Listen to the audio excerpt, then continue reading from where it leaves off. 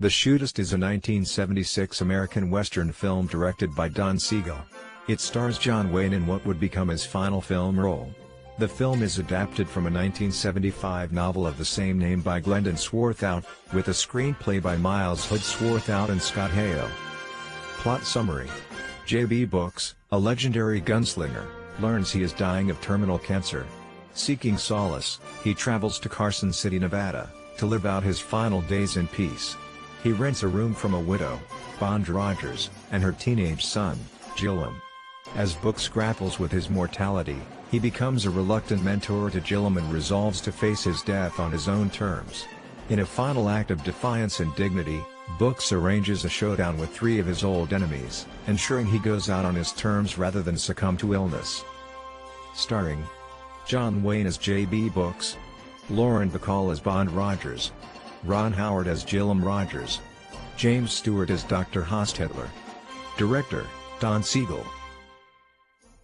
Music, composed by Elmer Bernstein. The film holds a special place in cinema history as the swan song for John Wayne, a Western icon. Wayne, who had battled cancer in real life, brought a deeply personal connection to the role of J.B. Books. The movie is notable for exploring themes such as aging, legacy, and the changing face of the American West. John Wayne had been diagnosed with lung cancer in the 1960s and underwent surgery to remove a lung and two ribs. When he took on the role of J.B. Books, who is dying of cancer, the parallels between actor and character lent the performance an emotional authenticity. Stewart initially declined to play Dr. Hostetler due to the small role. However, he agreed after being convinced by Don Siegel and out of respect for Wayne. The reunion of these two legends marked one of the film's highlights. Ron Howard, who played Gillum Rogers, was just beginning to transition from child star to adult actor. Wayne took a personal interest in mentoring him during production, offering advice on acting and handling fame. Bacall joined the cast as Bond Rogers, partly because she wanted to work with Wayne. She reportedly admired his presence and professionalism on set. Wayne insisted on performing his own stunts during the climactic saloon shootout, despite his health. This dedication added authenticity to the action scenes. The film was shot primarily in Carson City, Nevada, chosen for its authentic Old West look. Some scenes were also filmed at Warner Brothers Studios in California. Director Don Siegel and John Wayne clashed during filming. Siegel preferred a grittier style, while Wayne favored traditional Western tropes.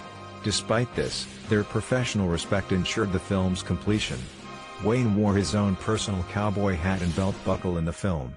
These items had become iconic parts of his image throughout his career. Wayne rode his own horse, Duller, in the film. The horse had been his favorite in many of his previous movies, adding a sense of continuity to his Western legacy. The final line Wayne speaks in the movie is, "I'm a dying man, scared of the dark." This resonated deeply with audiences who knew Wayne was battling his own mortality. While the film did not win major awards, it garnered critical acclaim. John Wayne's performance earned him a BAFTA nomination for Best Actor. Some critics felt the film was too slow-paced or overly sentimental upon its release. Over time, however, it gained recognition as a poignant and fitting farewell for Wayne. The Shootist, the story of John Bernard Books, the last of the great gunfighters. A living legend. The role is being played by an actor. The estimated production cost of The Shootist was around $3 million. This was a modest budget compared to other films of the time, reflecting its intimate and character-driven nature rather than relying on large-scale action sequences or elaborate sets. The film earned approximately $13 million at the box office in the United States. While this was not a blockbuster by 1976 standards, it was a moderate commercial success, especially given its reflective tone and the limited appeal of westerns during the mid-1970s. Film review. Positive criticism. Critics widely praised John Wayne's portrayal of J.B. Books, seeing it as one of the most heartfelt and nuanced performances of his career. His ability to convey both the strength and vulnerability of a dying man struck a chord with audiences. Example, Roger Ebert highlighted the grace and dignity in Wayne's performance, calling it a powerful farewell. The film was lauded for its introspective narrative, exploring profound themes like mortality, legacy, and the passing of an era. Many saw it as a reflective meditation on Wayne's own life and career, as well as the decline of the Old West. Critics appreciated the way the movie tackled these themes with subtlety and respect.